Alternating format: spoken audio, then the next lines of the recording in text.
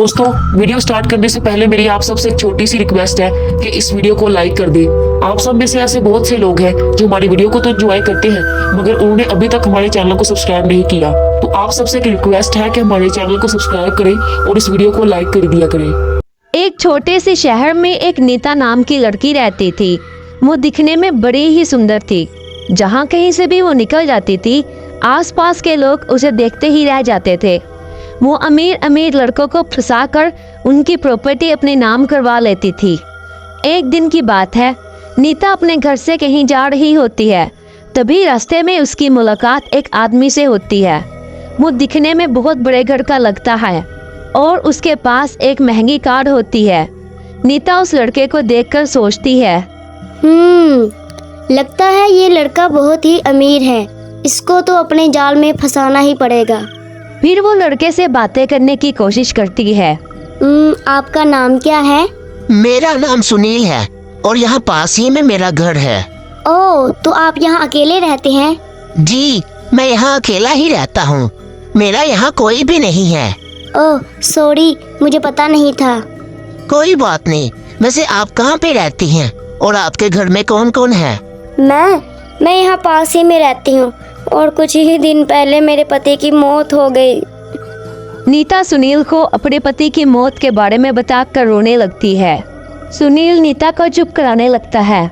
Sorry, मुझे माफ कर दो। मेरा इरादा आपको तकलीफ देने का नहीं था। कोई बात नहीं, मेरी किस्मत ही बहुत बुरी है। मेरी किस्मत में शायद भगवान ने सुख लिखा ही नहीं। आप ऐसे क्यों कह रही हैं? किस्मत बदलते देर नहीं लगती। आपके साथ भगवान जरूर कुछ अच्छा करेंगे। कुछ अच्छा नहीं करेगा भगवान मेरे साथ। आप मुझे मेरे हाल पे ही छोड़ दें। सुनील नीता की इमोशनल बातों में आ जाता है। नीता, तुम कभी भी अपने आप को अकेला मत समझना। मुझे अपना दोस्त ही समझो। तुम कभी मेरा साथ तो नहीं छोड़ोगे? नहीं, बिल्कुल भी नहीं। मैं हमेशा तुम्हारे साथ रहूंगा। नीता मन ही मन में सोचने लगती है, लगता है ये मेरे जाल में फंस चुका है। मुझे तो लगा था कि मैं हमेशा अकेली ही रह जाऊंगी, मेरा कोई भी नहीं होगा। मगर आपको देख के लगता है कि मेरा भी कोई अपना है जिसे मैं अपना कह सकती हूँ। हाँ, क्यों नहीं। तुम मुझे अपना ही समझो। जल्दी से इसका पैसा अपने नाम करके मैं बहुत अमीर बन जाऊंगी। नीता, चलो अब मैं घर चलता हूँ। काफी देर हो गई है। फिर कभी मिलेंगे हम। ठीक है, हम कल मिलेंगे। फिर सुनील और नीता अपने अपने घर चले जाते हैं। बेचारी नीता कितना परेशान है। भगवान भी ना किसी किसी के साथ बहुत गलत कर देते हैं। उधर नीता पूरी रात सुनील के बारे में सोच सोच कर बहुत खुश हो रही थी। अब वो दिन दूर नहीं जब मैं करोड़पति बन जाऊंगी और खूब ऐश करूंगी। नीता और सुनील एक दूसरे के बारे में सोच सोच कर पूरी रात गुजार देते हैं। अगली सुबह नीता घर में ही रहती है और सुनील ऑफिस के लिए निकल जाता है। दोपहर के वक्त सुनील नीता को फोन करता है। सुनील का नंबर देखकर नीता फोन उठाती है और धीरे से बोलती है, हेलो सुनील, कैसे हो? नीता, तुम ठीक तो हो ना? और ये तुम्हारी आवाज को क्या हुआ है? वो मेरी तबीयत नहीं ठीक, इसलिए। नीता, तुमने दवाई ली? हाँ, दवाई तो ली पर आराम नहीं आया। ठीक है, तुम रुको, मैं अभी थोड़ी देर में आता हूँ। सुनील अपना सारा काम छोड़कर नीता के पास पहुंच जाता है। नीता सुनील को देखकर बीमार होने का नाटक करती है। सुनील नीता को बीमारी की हालत में देखकर बहुत परेशान हो जाता है और बोलता है, नीता, तुम्हारी तो तबीयत बहुत ज्यादा खराब है। नहीं, मैं ठीक हूँ। वो बस थोड़ा सा बुखार था, खुद ही ठीक हो जाऊंगी। आप परेशान ना हो। परेशान कैसे ना हो? तुम यहाँ अकेली रहती हो और तुम्हारी देखभाल करने के लिए कोई भी नहीं है। तुम मेरे घर चलो, तुम मेरे घर में रहना। मैं कैसे तुम्हारे घर में रह सकती हूँ? वो सब मुझे नहीं पता, बस तुम्हें अभी मेरे साथ मेरे घर चलना है। नीता मन ही मन में यही चाहती थी। फिर सुनील नीता को अपने घर ले चलता है और उसका बहुत अच्छे से ख्याल रखता है। नीता को जिस भी किसी चीज की जरूरत होती, सुनील उसको वो चीज ला कर देता। ऐसे नीता ने सुनील का विश्वास पूरी तरीके से जीत लिया था। फिर एक दिन, नीता, क्या तुम मुझसे शादी करोगी? मैं कैसे? मैं तो एक विधवा औरत हूँ फिर तुम मुझसे शादी कैसे कर सकते हो? वो सब मुझे नहीं पता। तुम मुझे बस ये बताओ कि मैं तुम्हें पसंद हूँ कि नहीं। हाँ, आप किसे पसंद नहीं आओगे। ठीक है, यानी कि तुम्हें मैं पसंद हूँ। अब तो तुम्हें मुझसे शादी करने में कोई एतराज नहीं। नीता मन ही मन में अपना प्लान पूरा होते देख बहुत खुश होती है। फिर सुनील नीता से शादी कर लेता है और अपनी सारी जायदाद नीता के नाम कर देता है। नीता, अब तुम इस घर की मालकिन हो और हर चीज पर तुम्हारा अधिकार होगा। नीता रात होने का इंतजार करती है। इसे तो मैं रात को बताऊंगी। फिर थोड़ी ही देर बाद रात हो जाती है। सुनील सोने लगता है। फिर तभी नीता चुपके से सुनील के मुंह पर तकिया रखकर दबाने लगती है।